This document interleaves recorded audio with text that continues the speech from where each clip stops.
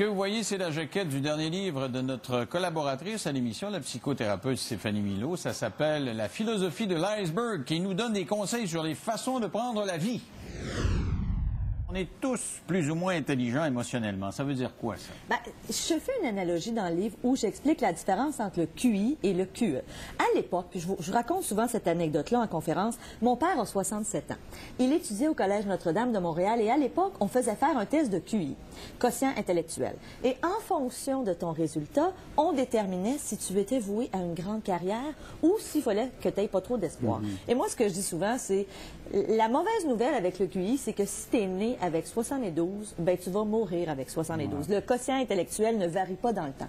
Le QE est l'intelligence émotionnelle, donc le quotient émotionnel, c'est quelque chose qui varie. Il y a 4 composantes à l'intelligence émotionnelle. Tout d'abord, la conscience de soi. En tant qu'être humain, si je suis conscient des émotions que je vis, si je suis capable de les nommer, si je suis capable de les reconnaître, je vais ensuite être capable de les gérer. Donc, la première composante, c'est la conscience de soi. Ensuite, la gestion de nos émotions. Un être humain équilibré doit être en mesure de gérer le mieux possible ses émotions. Gérer son stress, sa colère, sa culpabilité, toutes les émotions désagréables qu'on peut vivre. Il y a une autre portion à l'intelligence émotionnelle et c'est la conscience des autres. On vit, Denis, dans une société où on a à tous les jours à côtoyer des gens pour notre travail, dans nos relations, dans notre famille. La conscience des autres, c'est ma capacité à entrer en communication, à gérer la relation, à être empathique, à comprendre ce que l'autre vit. Et évidemment, si je suis conscient des autres, je suis capable de mieux gérer mes relations. Donc, ça veut dire que je peux être une bolle, là, comprendre tout ça d'affaires bien compliquées, mais émotivement, être pas très fort. C'est-à-dire être tourné sur moi-même, puis pas être capable d'être équilibré dans mes émotions, tout mêlé dans mes émotions. C'est un peu ça que ça veut dire. Moi, j'ai fait une étude à l'université il y a plusieurs années sur des tueurs en série. Et très souvent, des gens qui sont des tueurs en série ont des quotients intellectuels plus élevés que la moyenne. C'est prouvé. William Fife, qui est un trop célèbre tueur en série québécois, était un homme qui avait un QI très élevé, mais ces gens-là ont un quotient émotionnel à peu près nul. Très peu d'empathie, des gens repliés sur eux-mêmes. Alors oui, effectivement, on peut être très intelligent, alors l'intelligence rationnelle, mais avoir très peu d'intelligence émotionnelle. Mais est-ce qu'on peut être une bolle puis être équilibré émotivement aussi? Ah ben oui, tout à fait. Oui, c'est pas parce que vous avez un enfant qui est bien mort à l'école qu'il ne sait pas ce qu'il va émotivement. Et c'est pas un ou l'autre, effectivement. Et il y a une étude qui a été publiée récemment, qui est sortie de l'Université Harvard, où on a demandé à des gestionnaires, lorsque vous embauchez quelqu'un, c'est quoi les critères les plus importants lors de l'embauche? Et 76 des gestionnaires ont dit, pour nous, on veut des gens intelligents émotionnellement. 76 des gens attribuaient dans leurs critères de sélection, entre autres, l'attitude, avoir une bonne attitude. Et ça aussi, j'en parle. Vous parlez de l'attitude et de la reconnaissance. Que c'est des portions de personnalité importantes à développer. Parce que dans le fond, ce que vous voulez, c'est trouver le bonheur. Vous dites, si on est équilibré émotionnellement, ça va mieux aller. Alors, qu'est-ce que c'est que la reconnaissance? Bien, premièrement, Denis, je voudrais expliquer. La philosophie iceberg, c'est 5 thèmes sur lesquels l'individu travaille. L'intelligence émotionnelle, la reconnaissance, le plaisir, la motivation et l'attitude. Donc, lorsqu'on parle de reconnaissance, il y a des études scientifiques actuellement qui nous ont prouvé que lorsqu'on est dans un état de reconnaissance, ça a une incidence sur notre santé. On parlait de David Servan-Schreiber tout à l'heure à micro fermé. David Servan-Schreiber a prouvé dans ses livres que lorsqu'on vit de la reconnaissance, lorsqu'on est bien avec nous-mêmes, lorsqu'on est en paix, il y a un impact direct sur notre santé. Mais la reconnaissance, qu'est-ce que vous voulez dire? Dans le fond, reconnaissance, ça veut dire merci mon Dieu d'avoir ce que j'ai, des beaux enfants, une belle job, ça va bien, c'est ça? Deux niveaux. Être reconnaissant de ce qu'on a et être aussi capable de faire preuve de reconnaissance envers les gens autour de nous. Alors, c'est vraiment à 2 niveaux. Être reconnaissant de ce qu'on a, c'est mettre notre focus sur ce qui va bien dans notre vie au lieu de sur ce qui va mal. Et il y a des gens qui sont spécialistes pour ne voir que ce qui va mal dans leur vie, alors qu'à l'inverse, je pense, souvent, je vais donner l'exemple. Est-ce que vous vous êtes réveillé ce matin en disant « Merci, mon Dieu, je suis en santé ».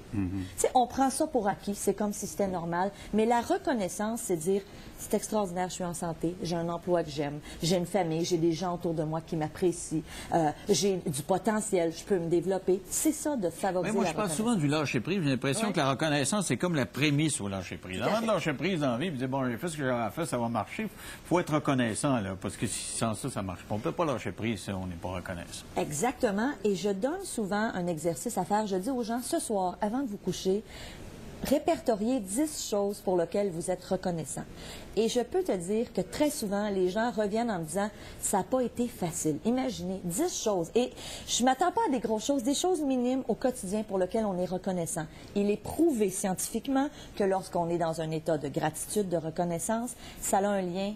Ça a un impact sur notre santé, sur notre cœur aussi. David Servan-Schreiber l'explique dans un de ses livres. Il dit « On entre en état de cohérence cardiaque lorsqu'on vit des émotions agréables. Et à l'inverse, lorsqu'on vit de la colère, du stress, de la culpabilité, des émotions désagréables, notre cœur entre en état de chaos. On a des battements irréguliers. Ça a été prouvé. Il y a un institut en Californie qui s'appelle l'Institut HeartMath qui a expliqué ce concept. Ils ont fait venir des milliers de personnes. On les a mis sur des électrocardiogramme. Et on leur demandait, entre autres, de repenser à un événement difficile qu'ils avaient vécu, à un conflit. Et on pouvait clairement voir leur cœur avoir des battements irréguliers. Évidemment, si notre cœur est en état de chaos, on peut s'imaginer ce que le reste du corps a à subir. Alors, vous parlez d'attitude. OK, soyons reconnaissants, mais l'attitude, c'est quoi? Penser positif. C'est vrai que vous êtes motivologue, dans le fond. Là. On dit tout le temps penser positif et ça va marcher, mais c'est quand même plus que ça, l'attitude. L'attitude, c'est beaucoup plus que ça. On sait qu'il y a des gens qui ont une personnalité qu'on appelle autodéterminée. Ce sont des gens qui ont une facilité à avoir une meilleure attitude, à avoir plus de plaisir dans leur vie. Alors oui, l'attitude, encore une fois, c'est où est-ce que je décide de mettre mon focus dans la vie? Est-ce que je décide d'avoir une bonne attitude ou encore est-ce que je décide de juste voir ce qui va mal? Et ça, je dis que c'est un choix. Hein? Très souvent, on peut choisir notre attitude. Tu peux choisir de te lever le matin et de dire, je suis victime. C'est la faute de mon patron si ça va mal. C'est la faute de mon mari. Combien de fois des gens me disent, ouais, mais Stéphanie, si tu étais mariée avec mon mari, là, tu comprendrais. Et savez-vous ce que je leur réponds? C'est difficile d'avoir une bonne attitude avec ce gros-là qui est tout en train de fioler. Mais tu sais ce que je leur réponds? Je leur dis, oui, mais c'est parce que c'est toi qui l'as choisi, ton mari. Puis non seulement ça, tu décides de rester avec. Je ne l'ai pas marié, ton mari. Fort heureusement, peut-être. Tu comprends? Alors, l'idée, c'est de dire, si tu n'es pas content de ta Donc, situation... l'attitude de la victime, on ne peut pas être heureux si on ne se prend pas une victime, si on n'est pas ouvert au beau de la vie, finalement. Exactement. On ne peut pas être heureux et on peut faire des choix si on n'est pas satisfait de notre vie. Vous parlez du plaisir. C'est important d'avoir du fun dans la vie. Ça, tout le monde est d'accord avec ça, mais on ne peut pas en avoir tout le temps. Alors, c'est quoi ça? Vous dites, il faut être reconnaissant, il faut avoir une bonne attitude, mais le plaisir, c'est quoi? Pourquoi on ne peut pas en avoir toujours? Et c'est ça, souvent les gens vont me dire, on a souvent des croyances qui sont erronées par rapport au plaisir. Souvent, des gens vont me dire, oui, mais Stéphanie, au travail, c'est pas l'endroit pour avoir du plaisir. Denis, qui a dit ça? Est-ce que c'est vrai qu'on ne peut pas avoir de plaisir en travaillant? Et moi, je pose la question aux gens, est-ce que tu t'es déjà arrêté pour te poser la question, quelles sont tes passions? En conférence, souvent, je fais faire un exercice, je dis, à quoi tu jouais quand tu étais petit? C'était quoi ton jeu préféré? Sais-tu à quoi je jouais, moi, Denis, quand j'étais jeune? Au docteur. Non, j'ai joué à ça plus tard. Mais j'ai joué beaucoup au professeur. C'est drôle, aujourd'hui, j'enseigne. J'ai joué aussi beaucoup, puis ça, je vais dire ça, c'est une confidence. Quand j'étais jeune, avant de me coucher, puis là, je te parle 7, 8, 9 ans. N'allez pas trop loin dans la confidence. Non, mais... c'est pas si personnel que ça. Ce que je faisais, avant de me coucher, j'étais interviewée. J'avais 7, 8, 9 ans, puis moi, là, j'étais une personnalité connue, on m'interviewait. Puis c'est à 7, 8 ans, tu as l'imagination fertile. Moi, je m'étais même trouvé un nom de famille, je m'appelais Stephanie Forsythe. Tu comprends? Et là, parce que c'était dans le temps de Dynastie, à l'époque, John Forsythe. Tout ça pour dire que c'était ma passion. Et aujourd'hui, je gagne ma vie en enseignant, en écrivant des livres, en faisant ce que j'aimais quand j'étais jeune. Alors, j'essaie de ramener les gens à qu'est-ce qui vous fait plaisir. On a parlé de l'intelligence émotionnelle, la reconnaissance, l'attitude, le plaisir et la motivation. Ça veut dire quoi? Il faut être motivé à quoi, là, dans le... On doit être capable de s'auto-motiver. Et j'explique dans le livre qu'il y a 2 types de motivation. Il y a ce qu'on appelle la motivation extrinsèque, qui vient de l'extérieur. Ceux qui attendent la tape dans le dos, là, c'est beau ce que tu as fait. D'une part, ou, exemple, moi, j'ai travaillé longtemps dans la vente et on nous faisait venir quelques fois par année, tu sais, les conférenciers motivateurs, ce que je fais aujourd'hui, mais on nous faisait venir des conférenciers et là, tu sais, tu sortais de là très, très motivé, le pep talk, et là, tu avais envie de vendre. Mais évidemment, c'est une motivation qui vient de l'extérieur, c'est éphémère, ça prend souvent du renforcement. La motivation qu'on doit travailler, c'est la motivation intrinsèque, la motivation qui vient à l'intérieur, qui vient de l'intérieur. Et pour garder cette motivation-là, il y a 3 éléments essentiels. Je dois d'une part me sentir responsable de mon travail, je dois voir le sens de mon travail et je dois être capable de voir les résultats. Il y a plusieurs années, moi, j'ai été appelée, avant que la General Motors ferme à Boisbriand, à travailler avec des gens d'AGM. J'ai rencontré des gars qui travaillaient sur une chaîne de montage à la journée longue de nuit, qui prenaient un boulon puis qui mettaient le boulon là. Écoute, là, 7 heures, 8 heures par jour. C'est dur de se motiver. Tu sais, là, youpi, je mets des boulons à un moment donné quand ça fait 20 ans. Et à un moment donné, je leur ai posé la question, comment vous faites pour être motivé? Qu'est-ce que vous trouvez de motivant dans votre travail? Et la réponse que j'ai eue de ceux qui étaient motivés, ils me disaient, Stéphanie, on se sent responsable. On sait qu'au bout de la ligne de montage, il y a une voiture qui va sortir. Il y a un jour une famille qui va se promener dans cette auto-là. Et à cause de moi, ils vont être en sécurité parce que j'aurai bien fait mon travail. Écoute, c'est fort, hein? Donc, le gars trouvait une motivation dans l'acte un peu répétitif. Tout à fait. Il voyait son utilité.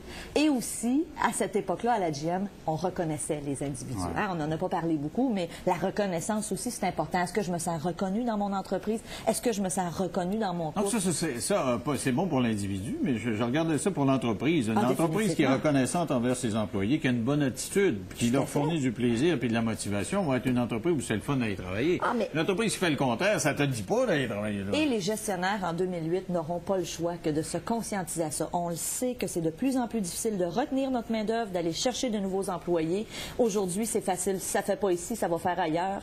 Moi, je le sais, j'enseigne au HEC. Mes étudiants ont le choix des emplois, ce qui n'était pas le cas il y a 20 ans, il y a 25 ans. Donc, évidemment, on va devoir être reconnaissant. Aujourd'hui, les jeunes magasinent leur emploi. Qu'est-ce que tu peux m'offrir, toi, comme employeur? Alors, le livre a été écrit, oui, pour monsieur, madame, tout le monde, mais aussi beaucoup pour les entreprises. Il y a une conférence que je fais en entreprise où je parle du concept de la philosophie. En tout cas, dans certaines entreprises, vous allez devoir travailler fort. Oui, c'est pas toujours évident. Mais ça commence à ouvrir. Merci beaucoup, Stéphanie. Merci. Ça a été fort intéressant, comme d'habitude. Alors, donc, ça s'appelle La philosophie de l'iceberg. Oui. Pas la salade iceberg, là, la laitue, là, c'est vraiment l'iceberg, au sens de la glace. Merci beaucoup, Merci. Stéphanie.